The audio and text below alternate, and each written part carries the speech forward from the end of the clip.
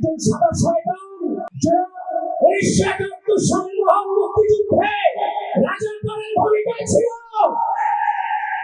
তারা আমাদের বাংলাদেশের ইতিহাসে বাংলাদেশের ইতিহাসকে 54 বছর পরে বিকৃত করতে চায়। আপনারা দেখেছেন মুক্তিযুদ্ধকে তার নিজের শক্তিতে রূপান্তরিত করেছে, ইতিহাস বিকৃত করেছিল। কিন্তু আমরা গতকালকে দেখতে পেলাম একজন সাদা শয়তান